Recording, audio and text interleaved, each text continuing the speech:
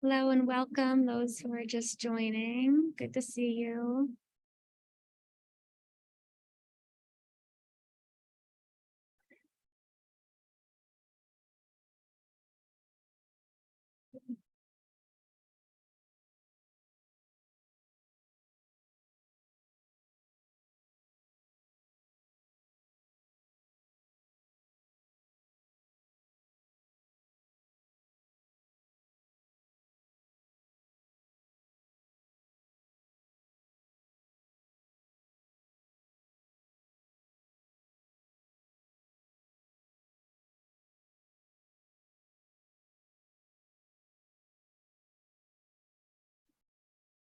One of these days we need to figure out how to show lion videos during the joining period without crashing Zoom. We'll figure it out. Hi Arthur, Nellie, Carly. Hi, I love that idea. That would be really fun. Yeah, we trialed it and it made the Zoom super laggy, but there might anyway, we will be persistent like a good identifier Very nice. and figure out how to do it, because there's always those minutes while we wait for folks to hop on. And speaking of, welcome those who are just joining. Good to have you here.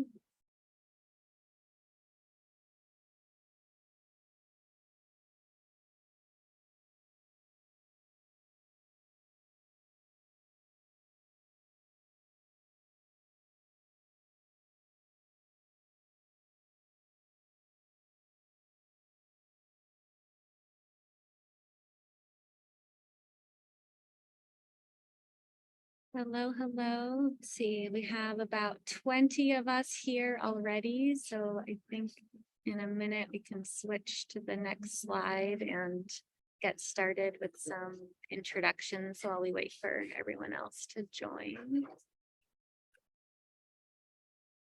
Good to see all of you here.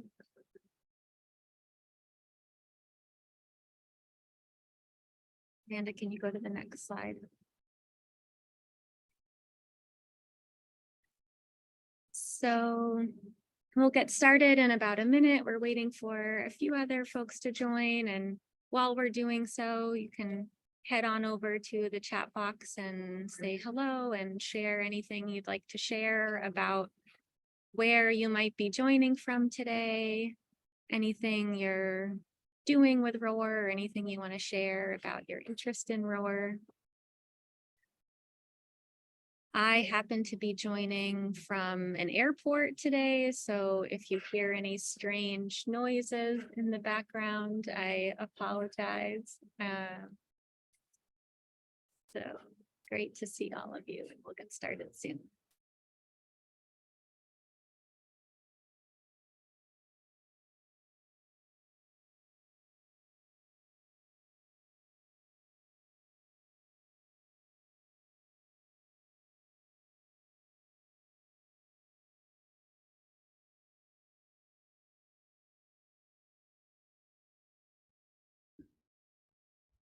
Marcus, that lion story in Berlin did make the international news, but I had not heard the update that it turned out to be a wild boar. There are a lot of funny memes on the internet now with wild boar and the lion. Maybe we need to rebrand ROR. Boar. Boar. Yeah. ROR becomes boar. The spinoff, yes. All right. Hello, everyone who's just joining. Welcome. So great to have you here. If you're just joining, we're doing some brief intros in chat, so feel free to head on over and say hello.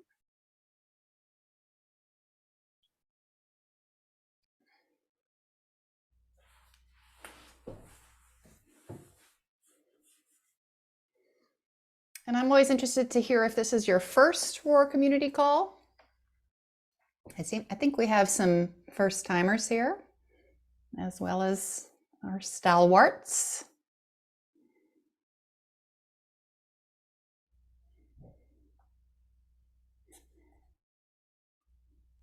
Okay, so we just crossed 30 participants. We're a few minutes past the hour, so I think we can kick off the more formal part of the call right now.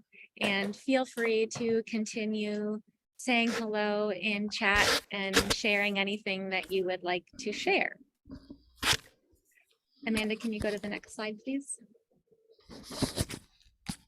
All right, so this is the ROR community call for July 25th, 2023. Thanks so much for being here. For those of you I may not have met yet, my name is Maria Gould and I'm the ROR project lead. I'm based at California Digital Library in the United States, part of the University of California.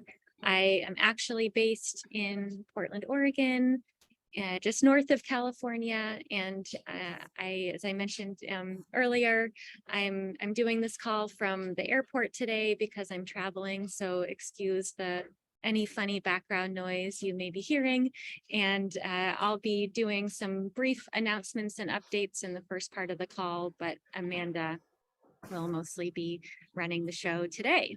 So speaking of the show, we're going to kick off the agenda with some very brief announcements, then hear what has been going on with curation related activities in the ROR registry, and then some updates on the technical development front, specifically about our progress on developing the new version of the ROR schema. And in the heart of the order, we will hear all about the latest adopters and integrators of ROR and share some examples of these new adopters. And then we get to hear from the source from two of those recent adopters, and very happy to have them joining us to share in their own words what they've been working on. And then we're going to close at the end with a little bit of a brainstorming exercise to talk about some planning that we just started doing to celebrate ROR's 5th anniversary at the beginning of 2024. So thanks again for being here, and let's get started. So next slide. All right, so some very brief announcements. And first of all, I just wanted to officially, welcome those of you for whom this may be your first call or second call and might be slightly newer to this group and this format. We hold these calls every other month to be able to share updates and new developments, and also raise topics for community feedback and discussion. And lastly, to be able to highlight the very important and exciting work that community adopters have been doing. These calls are open to anyone. We have a dedicated community mailing list, and we send everybody information about upcoming calls and also publicize them as of the beginning of this year on the ROR events webpage. We, as of this year, have started recording the calls and posting them on the YouTube channel. Previously, we just recorded them and didn't put them out there publicly. So this is sort of a new thing that we've been experimenting with, just to be able to make it more accessible to those for whom the timing may not work out and other factors. And as you're already seeing in the chat, we like to keep the dialogue going throughout the calls. These are meant to be informal and friendly, and we encourage you to share things in chat, to ask questions, raise your hand or unmute if you want to talk.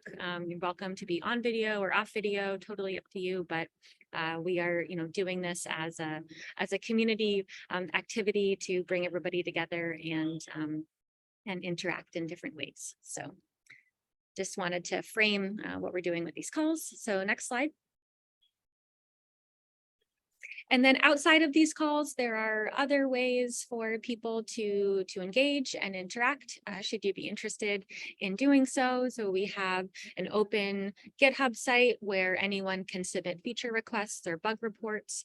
We also have a few different communication and discussion channels, depending on which platform you might prefer to use. Those forums take place on GitHub and our Slack and tech support forum. And if you don't have these links, we will pop them into the chat and also circulate them in a follow-up email after the call. So Totally fine if you don't have those yet, but you will.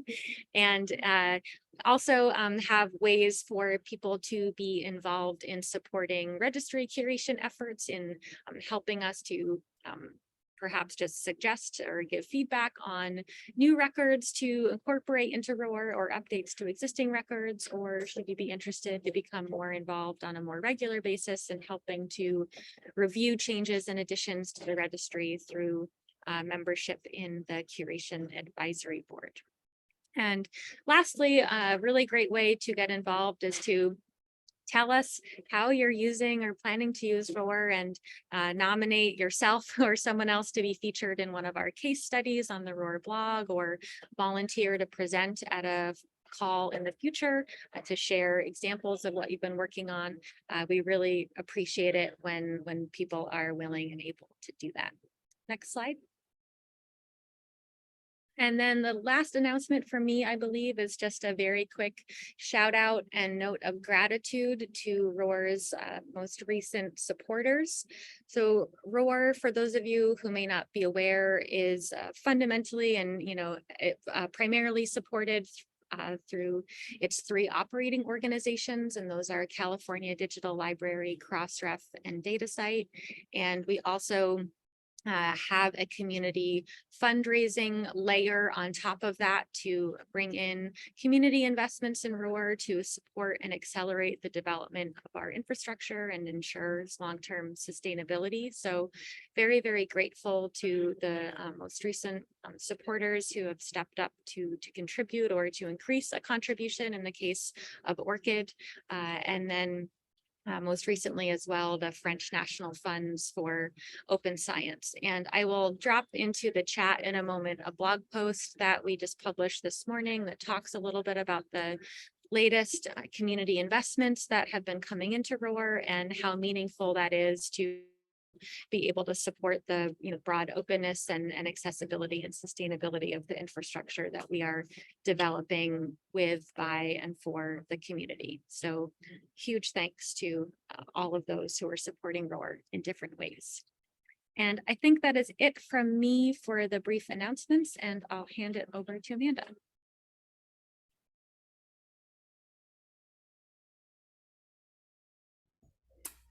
Thanks, Maria. I did actually put the link to the blog post that Maria just published about our most recent funding activities in the chat. So I'm actually just going to take over meeting facilitation from Maria because she is in the airport.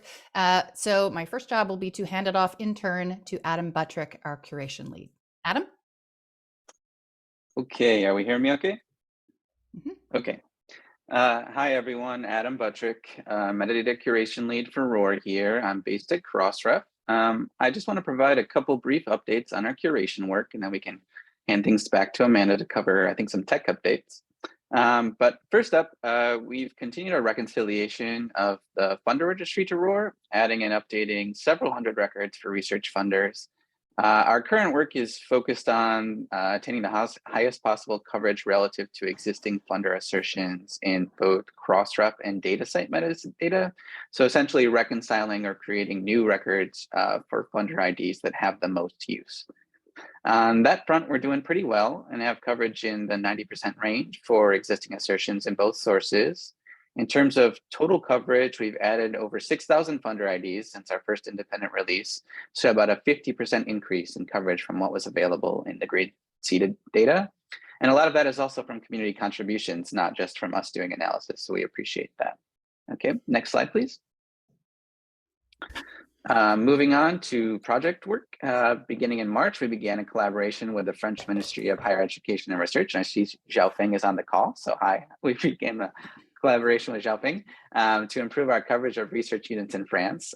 Following a quite sizable uptick in ROR requests by French organizations, the ministry graciously provided us with their great detailed accounting of research units, as well as French research organizations more broadly. After doing a couple of months' work of data analysis and reconciliation with many updates and new records published along the way, we're beginning next month with a project to improve our coverage of their mixed research units, abbreviated as UMRs in the French context, if you're familiar with that. This is an especially exciting project for ROR because many of these multi-parent research units are lacking representation in sources outside of France. For example, many are not included in ISNI. So we think this is a great demonstration of ROR's capacity to globalize local research activities.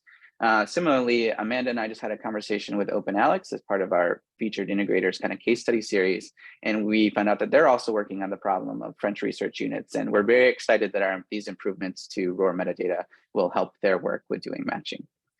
So that's just a couple brief updates from me. Let me know if you have any questions. We, of course, continue to strive to publish all of your new and updated records as quickly as possible. And as always, appreciate the community's investment in making ROR the best it can possibly be.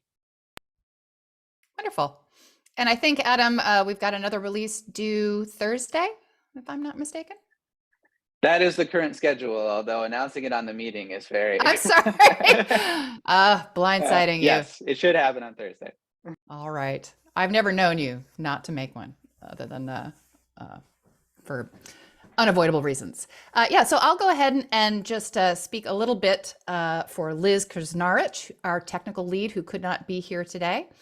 She's just given us a couple of slides about her ongoing work, very important work to do the technical implementation of version 2.0 of the ROR schema. So as you probably remember, last year we did a lot of community feedback on some proposed changes to the ROR schema and the ROR API. Those will happen in tandem, and they take quite a bit of work to actually implement. So Liz is here reporting that she has finished phase 1 of this work, which is to write code to validate these changes. And then the ongoing work for the rest of this year includes launching a beta of this new version of the API and schema in the fall, which we want to test as extensively as we can with actual ROR users. In phase 3, Adam and Liz will probably work in tandem to rewrite all of the tools that we currently have, all the scripts that help with record curation. And then finally, we will introduce those changes into the search UI. Thanks for putting that link in the chat, Maria, about those changes. For those of you who are using the current version of the ROR API, do not panic. I think that's always helpful advice in any situation, because we will continue to support the current version of the API and schema for at least 1 year after the version 2 release. So that version 2 release, as I say, we're going to be doing quite a bit of testing on that in the fall, late Q3, Q4, and so probably releasing that version 2 late this year or early 2024, and version 1 of the current API will continue to be available for a year after that. If you are not already a member of the ROR Tech Forum and you are a ROR API user, you probably will want to join that. That is one of the most reliable, or of course the ROR Slack. Those are places to be warned about upcoming changes. So you should have at least a year, and really right now, 1.5 years to switch over to version 2.0 if you are interested in doing that. And then, yes, if you do have questions about that, please post them in the chat. If we can't answer them, we will pass them on to Liz. And now I'm going to hand off to myself to give you some reports on who's adopting ROR. So these are some of the most recent adoptions that we are aware of. As Maria mentioned at the beginning of this call, we are always interested in hearing from you about what you're doing with ROR, because very often we don't know until you tell us. In fact, we have just heard from Marcus Putnings that he's just implemented ROR in a new interface. So there are always people who are using ROR that we're not aware of, but these are some of the most recent ones that we found out of. So so Science Magazine is, of course, one of the flagship publications of the American Association for the Advancement of Science. And as it turns out, they have just integrated ROR for author affiliations, or at least we have just discovered that they have integrated ROR for author affiliations. So that's quite exciting. And I'll show you a little bit of a screenshot of their content tracking system on the next slide. The DigitEdit XML tool produced by Highwire cites ROR as a feature. The IP registry, which many publishers use for sort of subscription validation, has completed some ongoing work to incorporate ROR. The NASA STI repository, they've been working actually quite closely with Adam to ensure that we have good coverage of their the institutions that they need. And so they have finally gotten permission. I love being associated with NASA. I love that NASA uses ROR. NASA is really invested in the Year of Open Science the US government is hosting this year. So that's a wonderful collaboration that we're very proud of. The OA report is a product that helps funders track publications, and they have incorporated ROR. I'm actually speaking more with their lead later in the month. I want to learn more about that integration. I've just seen it sort of announced.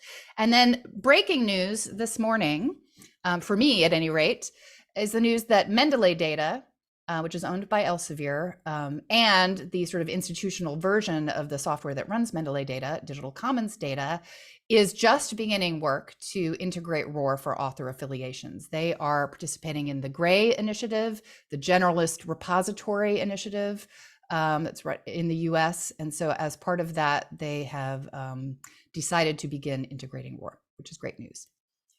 Here are a few sort of screenshots of these integrations or announcements of these integrations.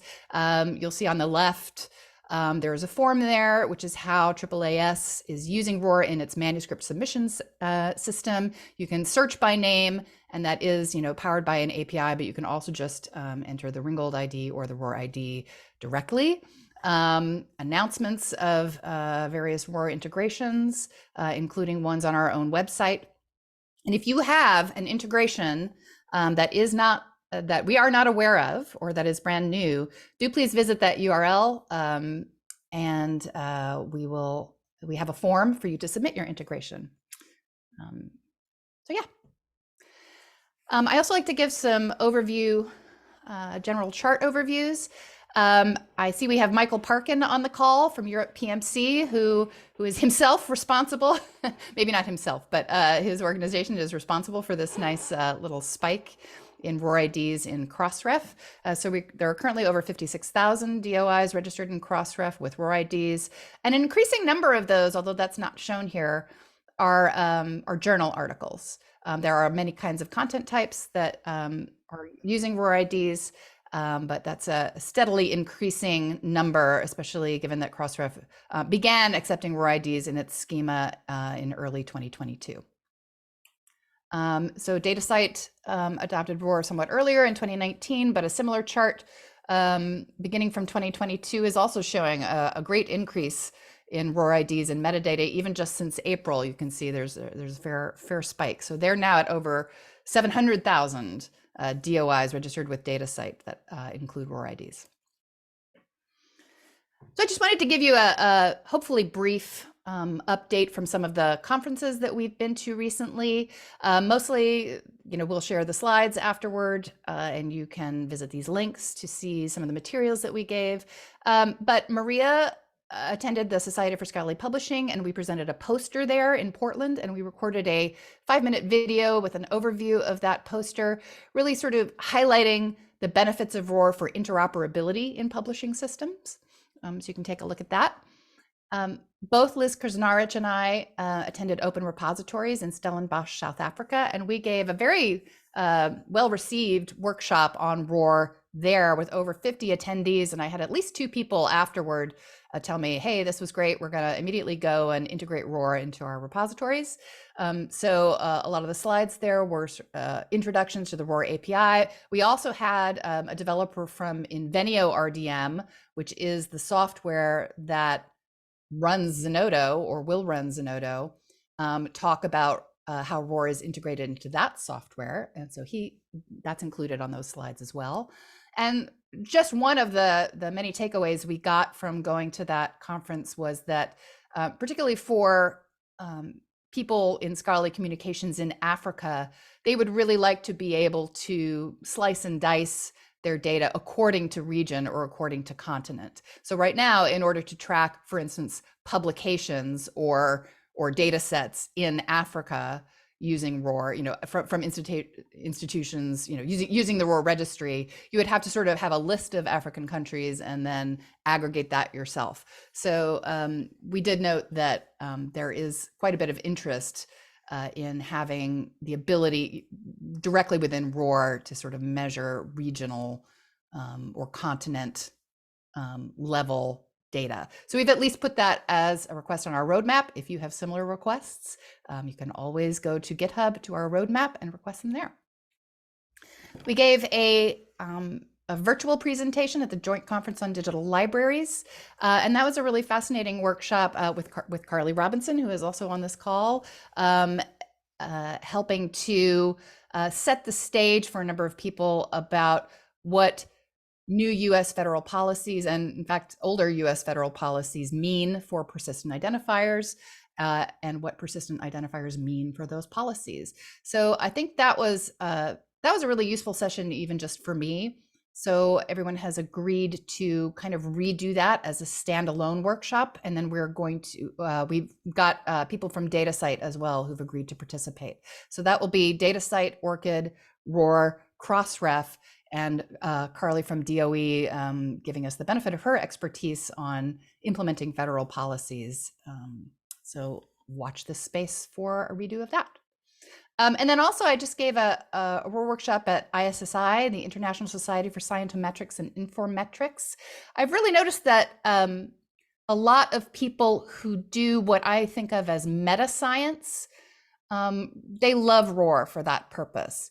Of course, our sort of primary goal for ROR is to make sure that ROR is useful for associating author affiliations with published research, including, of course, like funder affiliations. But it is really true that so many people, once that data exists, people want to analyze scientific publishing in general in all kinds of ways. So we gave a workshop to sort of this group of researchers using ROR as opposed to sort of scholarly publishing professionals. And many of them were very interested. And some of them were already ROR fans. Some of them had not heard of ROR, but we got a good response to that. So yes. I guess I'll just pause before we move on to hearing from our featured integrators and ask if anybody has any questions about any of that.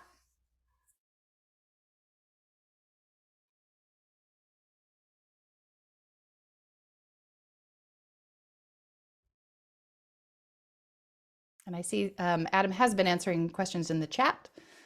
We are hoping to do more communications about this funder registry work. But similarly, I think the message is, don't panic. Nothing is changing right now.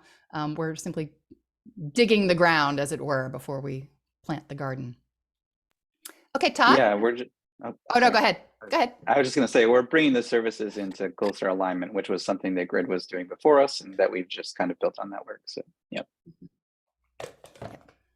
Okay. And so now Todd Tran has very kindly agreed to talk to us about the ROR integration into FRDR. Todd, are you ready to go? Yeah, absolutely. So if you want to just advance slides, I'll let you know when I'm ready for the next one. So next, please. Thank you. Hi, I'm Todd. I'm tech lead for a national data repository in Canada called FRDR. Commonly, we pronounce it FRDR. It's open to any researcher affiliated with a Canadian research institution in Canada. And it's free for them to use, sponsored and paid for by the federal government.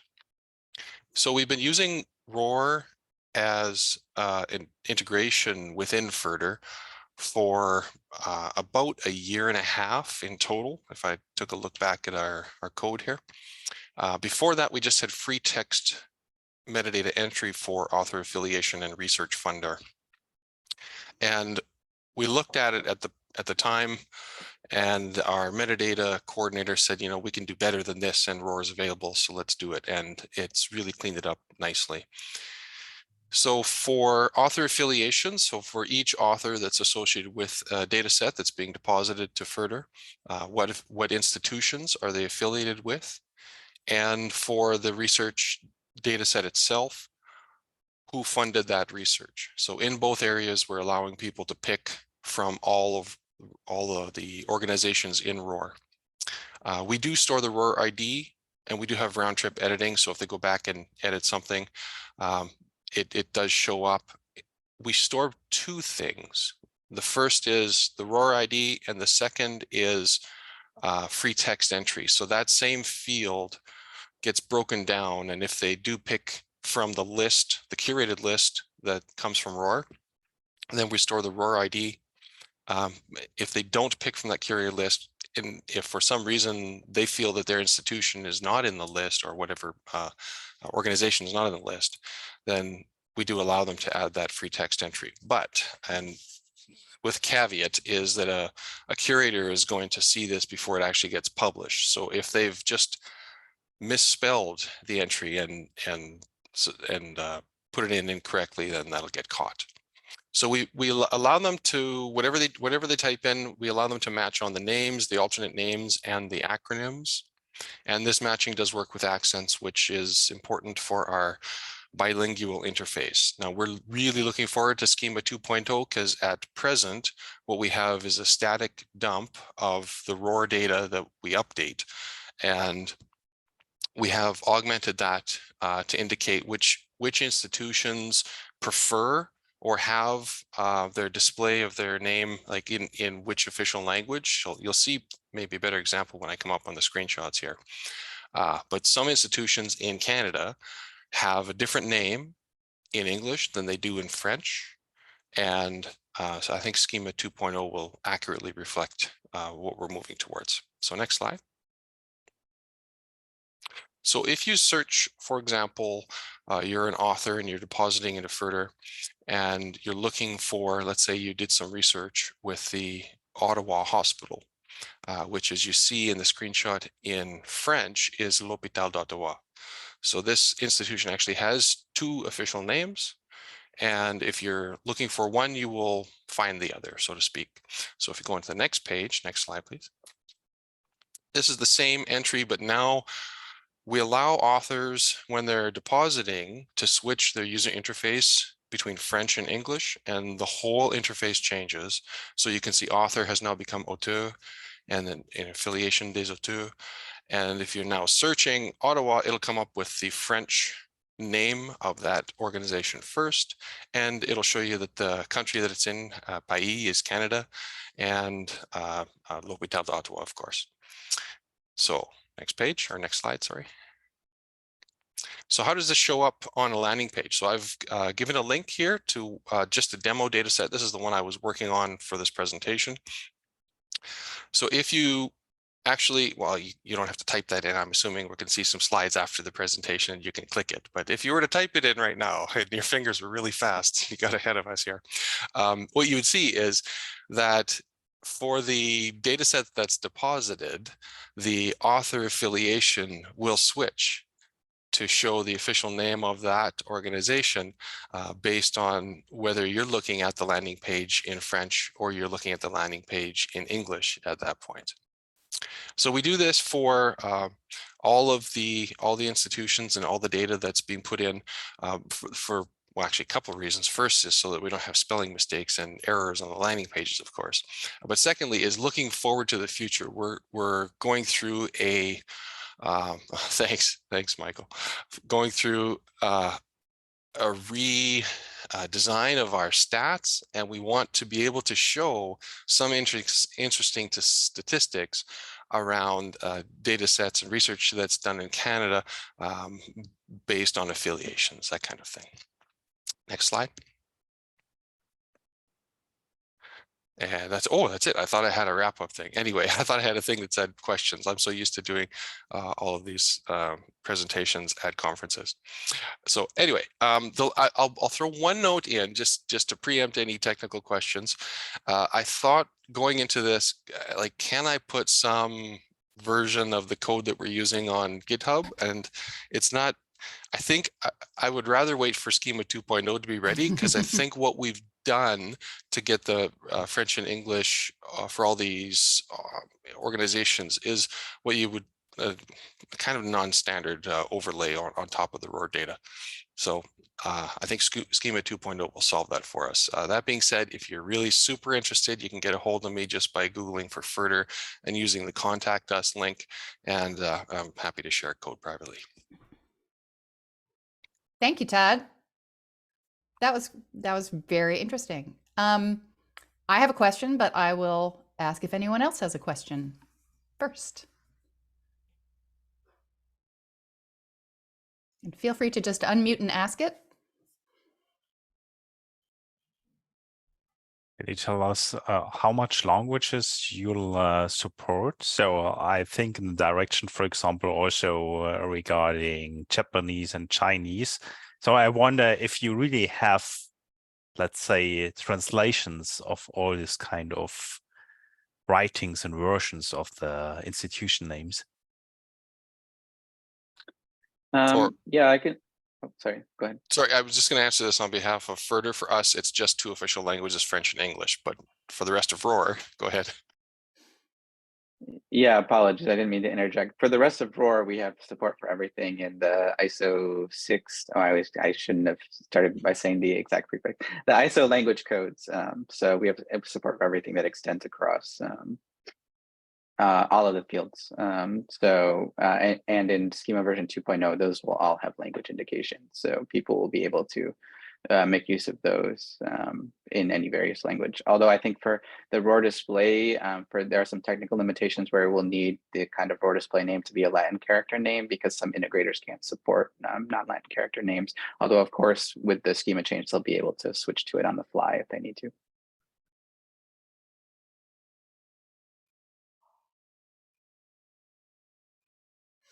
And so I have a question, Todd. You said you are using ROR IDs for funders. Is that correct? Correct. And are you also using Crossref funder IDs? We are not. We actually have support for multiple registries in place, but we are currently in the middle of metadata coordinators. That position right now is going to be filled, I think, in the next few months. So we don't have anybody currently that would work with the technical team on all the specifications required for that. Yeah. No, but it's just Assuming it's interesting. coming up. Well, it's just interesting because, you know, as we did mention, we are working to reconcile the ROR with the Crossref funder registry. And it just would be interesting to know from you whether you are finding funders that don't have ROR IDs and so on, or whether the ROR IDs are sufficient for your needs for marking the funders. Yeah, it's a good question. Most of our funders, like the tri-agency funders in Canada, the big funders, I'll say, they're certainly all in ROR. I imagine people get funding from other places that aren't in ROR. However, I haven't seen any examples of that. So I would say we've got very close to 100% coverage, certainly north of 95% coverage anyway for the data sets that are deposited. Good. Good to know. Any other questions before we pass it on to Alec from PKP?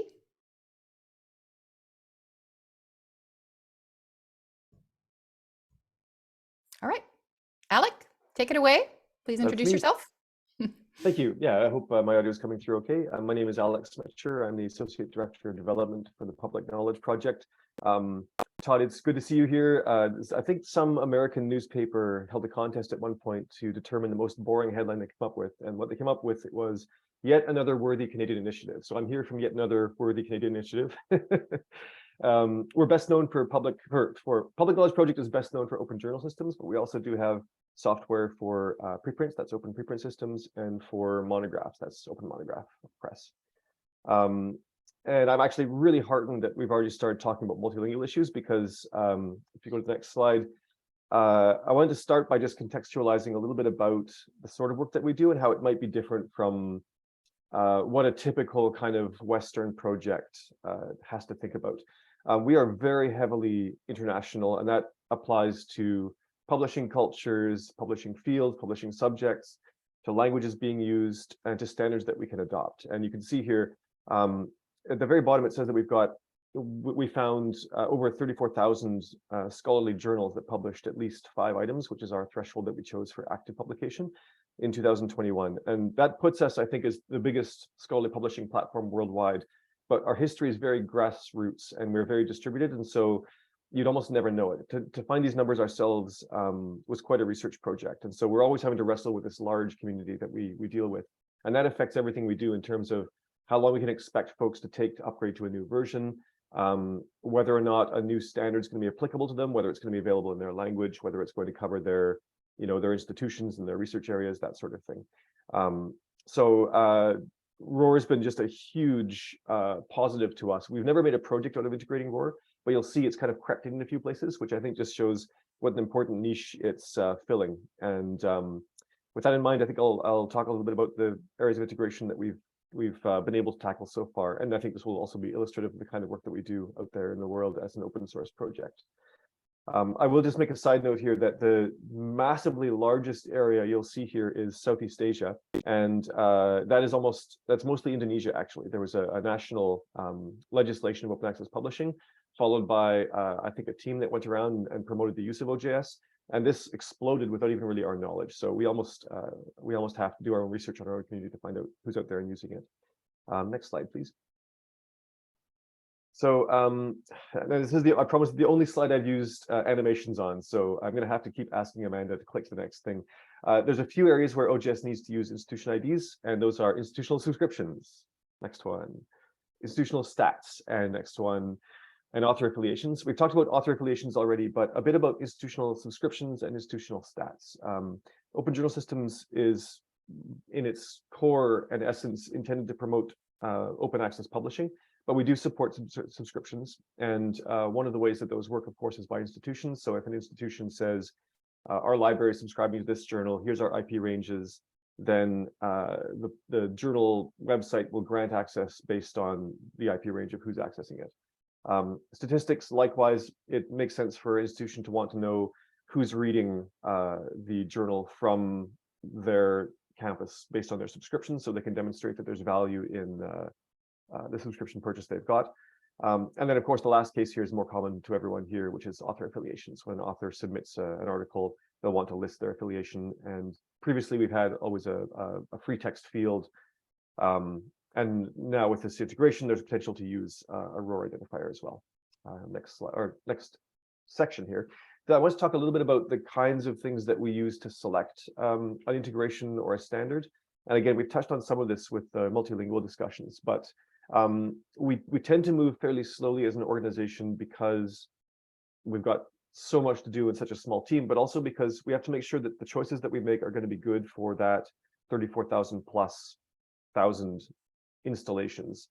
And they won't be able to turn around and jump onto a new revision or jump to a new version of the software, certainly without a lot of pain and suffering across the community as a whole. And so when we decide to choose a certain standard, we really have to be confident that it's a standard that's going to be usable and stand the test of time and be responsibly maintained from a global perspective. And so some of the things that we consider are, we'll click 4 more times, whether or not it's widely adopted and accepted in the community.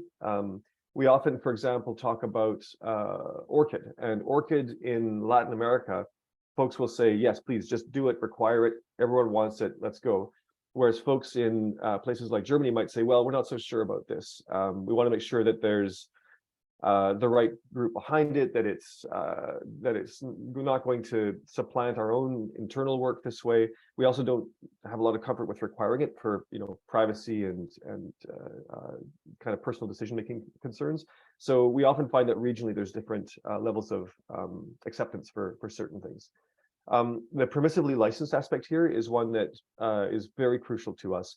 Obviously, things like ISO standards that list countries and languages and currencies and things, those are trustworthy, well-maintained, and we know that we can use them without licensing concerns. But I think this is where we were looking before ROR came along at things like Ringgold, or we're looking at different kinds of subject headings. For us to reliably use a vocabulary of some kind, it's got to be packaged with the software and distributed to 34,000 places just for OJS, never mind for the other software as well. And we can't license it as an organization because we just provide the open source software. It's got to go into GitHub. It's got to be then distributed. So it's super important that the standard for ideological reasons, but also for practical reasons, be permissively licensed. It's also got to be translated. And I know we just talked about this already.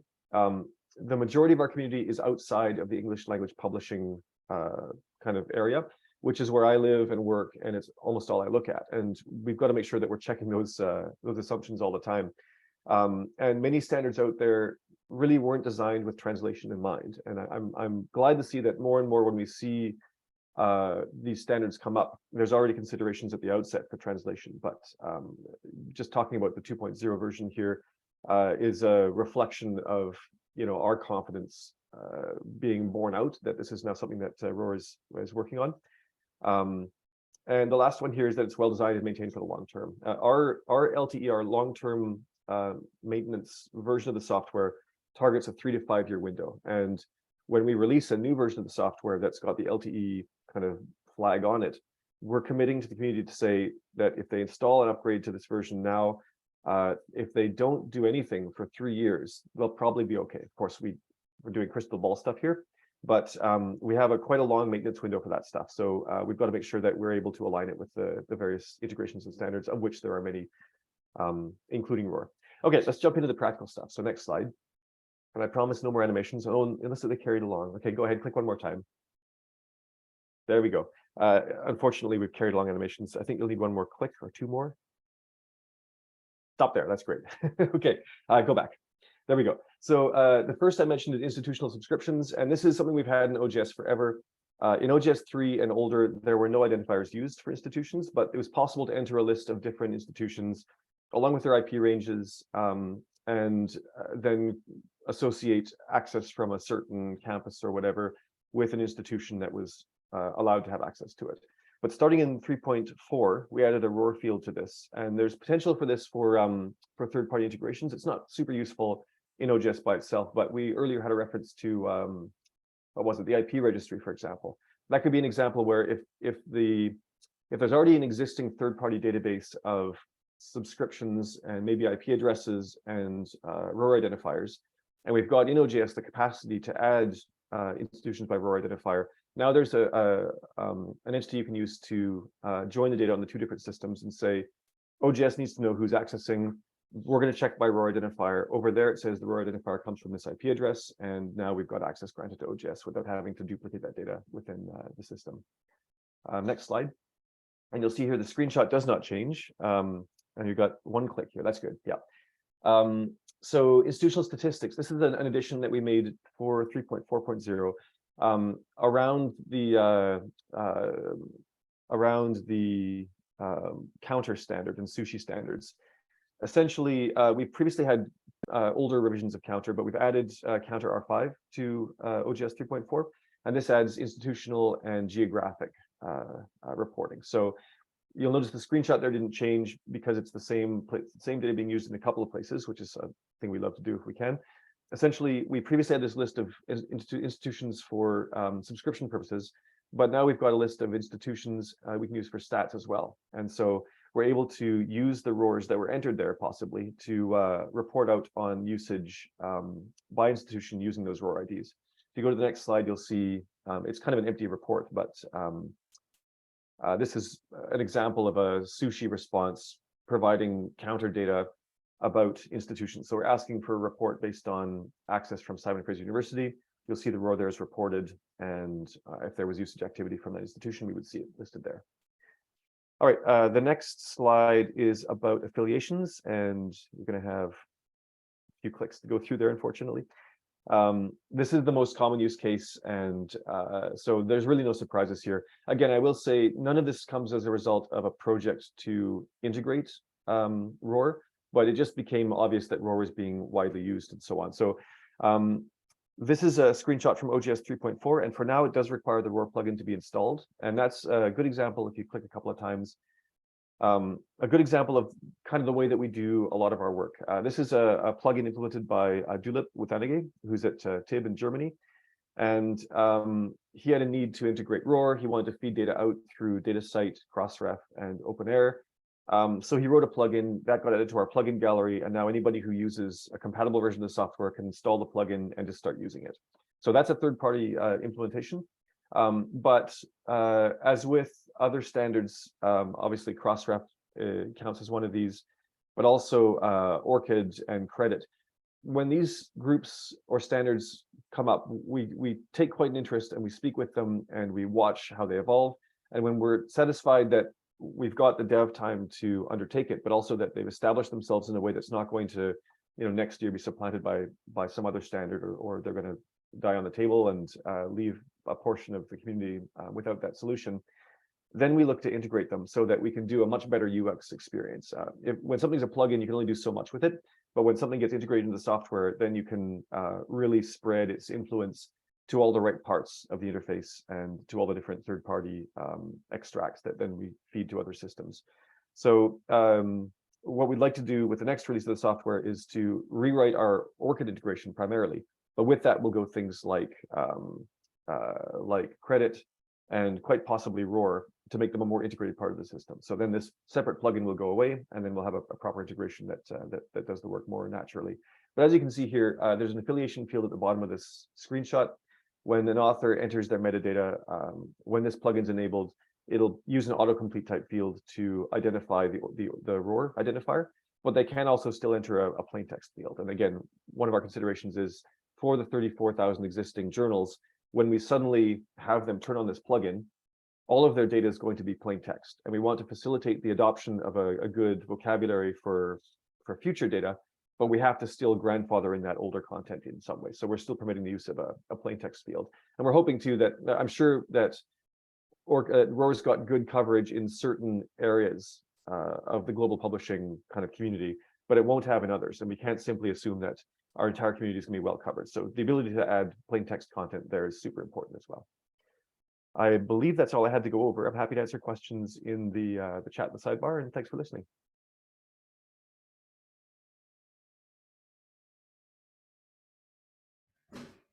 Yes, thanks so much, Alec. Questions?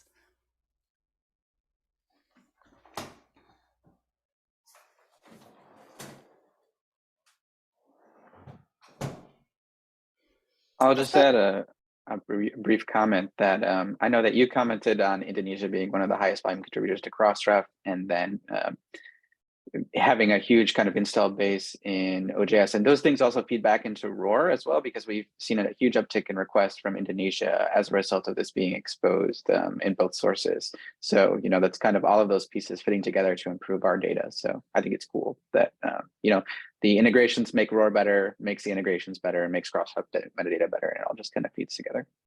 That's great. And if you let me editorialize a little bit more too, we're a force for decentralization. All these folks who come to our website, they install our software, they start a journal, maybe they form a company that provides services with it. We often don't hear from them, but they're out there in the world doing their work towards the promotion of open access scholarly publication. We really depend on groups like Crossref, like ORCID, to reverse some of the influence that we provide on this decentralization, because it's really hard when you have this many installations of software out in the world to gather that data back together again. And so we really depend on you folks to help us to curate data, even though it's decentralized, in the best possible way, and then to collect it back together again for better searching and so on. And not to pick on Google, but Google Scholar is one of the groups that's also countered that influence of decentralization. But the way they do it is by using their really, talented, smart people to gather all that data, but then to lock it up into a proprietary knowledge base where, it's really hard to get access to their disambiguation tools. So they might know that Stanford is Stanford misspelled, but nobody else will know. Whereas when that sort of same work is done using something like ROR, then you've got a correction, you've got a standardized vocabulary, and everyone gets the benefit of having that data be disambiguated. Yeah, no, that's I appreciate that editorializing, because what you're saying is very much true. Because even in existing open data standards like ISNI, it can be challenging to make use of that data in a way that allows people to disambiguate kind of variant forms of names and things like that, because of limits around their API and just the kind of state of their data in general. So I think it's amazing that we're able to kind of counter that decentralization, but still stay open enough that other people can build on it and build tools that, you know, kind of make the services function all together more smoothly.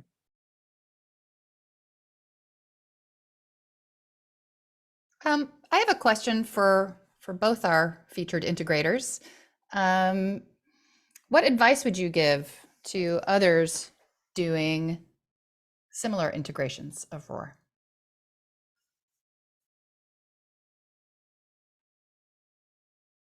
I'm not sure I have a coherent answer to that one.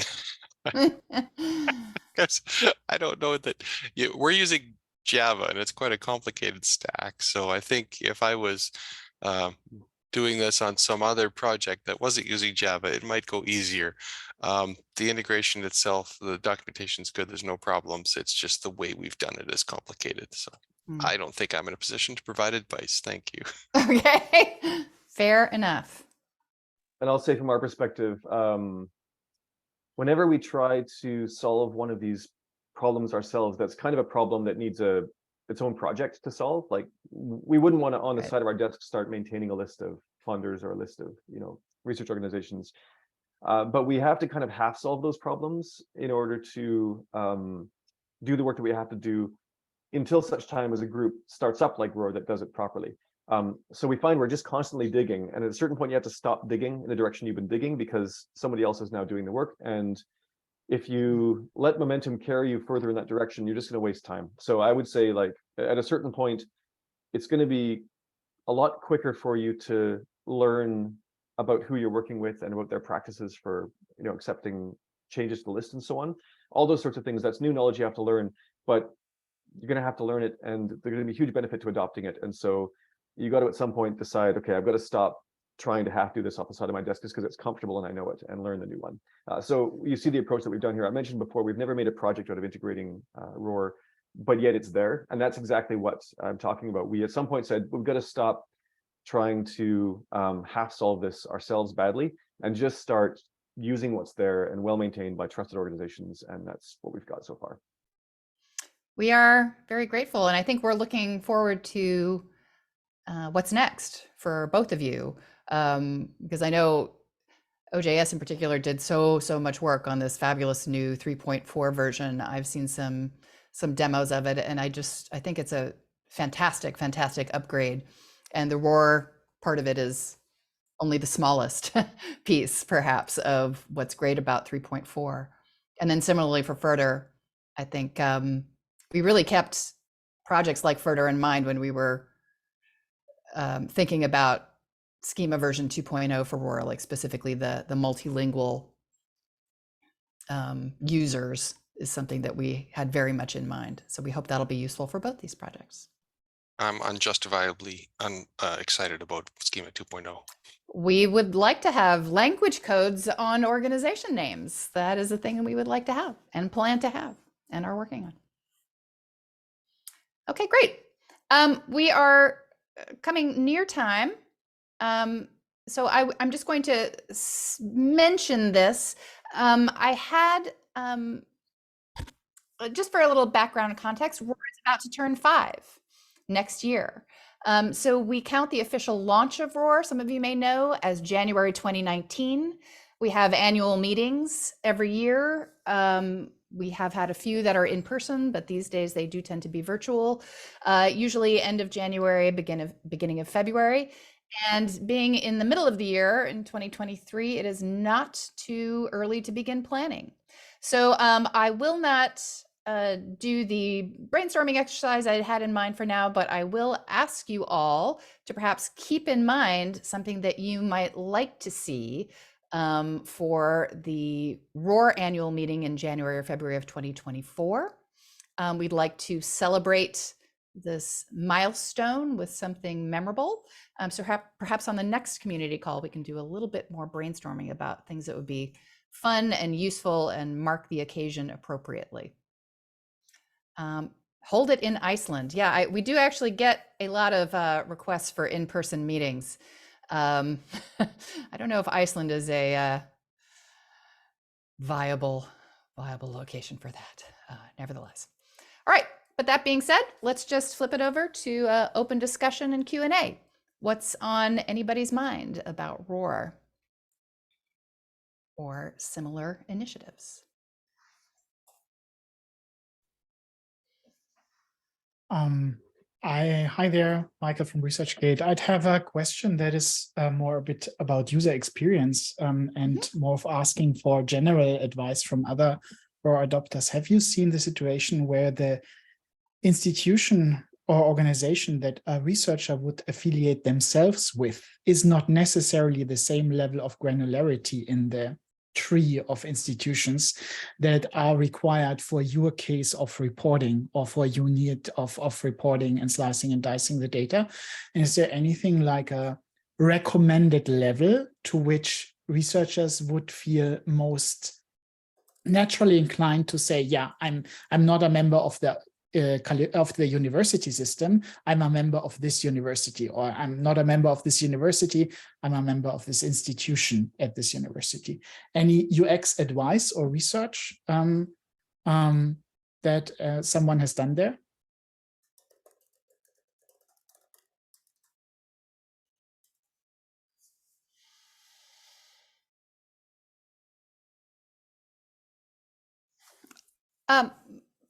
I can respond to this, although I think it would probably be more helpful for you to hear from other people who have done this. UX research is something that I wish we had the capacity to do.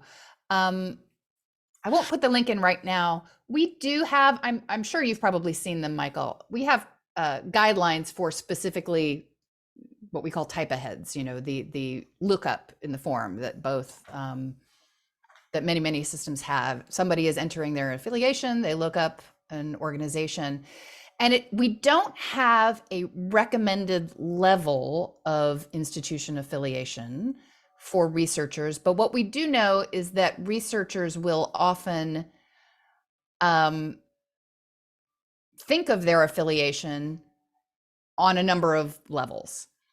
So the way, when you're using ROR, what we advise is to create, you know, 2 affiliation fields. The typical example is a university and some lower unit level of that university, such as a department. So often this comes down to one of those fields is run by a ROR lookup and one of them is free text. So that I think doesn't get quite at your question, but we heard a little bit from Todd about the important, you know, that they still accept free text affiliations and so on. So I think from my anecdotal experience, most people are allowing the researcher to say whatever their affiliation is, and then just trying to structure that in at least a little bit of a way, but leaving it up to the researcher to decide. That's my sense of what people are doing.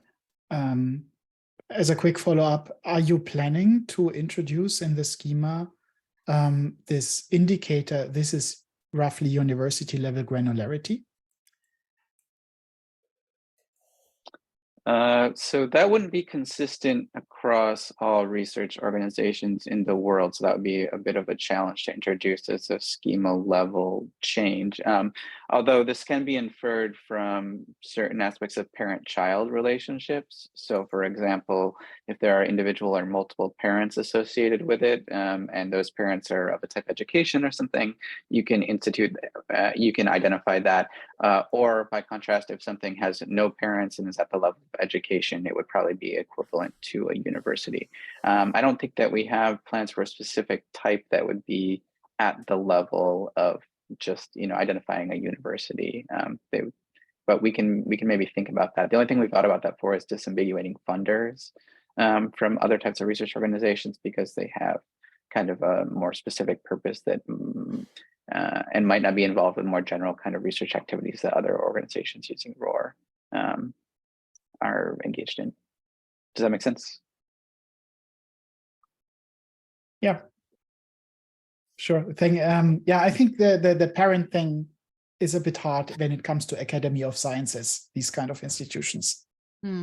but Yeah, it's yeah. just a tough problem. I don't think that there's an easy answer to this question. Yeah, Academy of Sciences are challenging because they're similarly very different on a national level. You know, where there can be multiple academies of sciences representing different subject domains, and the institutional hierarchies can get kind of, you know, also variously kind of diffuse. So yeah, it is one of those tough challenges. Although we will try, and we've talked about it a little bit. We will try and improve some of our relationship metadata to make it more consistent, such that people can leverage it in the way that I was describing. So that's kind of something that we're working on. Yeah, and as Amanda, the current types are education, healthcare, company, archive, nonprofit, government, facility, and other. Most institutes fall in the category of facility, which is kind of an inheritance from our grid C data. Although we might maybe consider how we can disambiguate facilities at large with other types of institutes. Maybe that could be useful. When we launch Schema version 2.0, we will have a beta round as well, where people can provide feedback and see how things are working, to see if, you know, there might be some new additions that we can add to do that. Like I mentioned, we are thinking about in the context of adding a type of funder as part of that for Schema version 2.0, which will probably also be supported in Schema version 1. That would allow some more disambiguation. Yeah, and I mean, I have to say, I think we probably should look at those organization types. And the nice thing about that is those are values. So it's not sort of strictly speaking. I mean, it is a schema change, but it's not a sort of a major schema change to change those values. It's not like we have to change a whole field name or anything, but yeah, it's not a breaking schema change. You know, integrators have to be aware that there might be a different value returned from that, but right. The code changes required for adding a value versus changing the structure of the schema are much smaller. But that's an interesting suggestion, Michael. Consortium type. Adam, had you said you are consortia in scope for ROR? Consortia are generally in scope for ROR. It kind of the only kind of caveat that I'll say, which is almost true of any research organization, is there are different types of consortia. So we generally require that consortia have some sort of legal organizational structure and not simply be a kind of banding together of organizations who are calling themselves a consortia. That obviously takes various kind of local, legal, kind of, you know, nationally specific manifestations. But consortia in general are in scope for ROR, and we have lots of consortia in scope for ROR. The only thing that wouldn't necessarily be in scope are maybe ad hoc consortia that are the product of various kind of deal agreements that don't have any other sort of external kind of legal organizational status.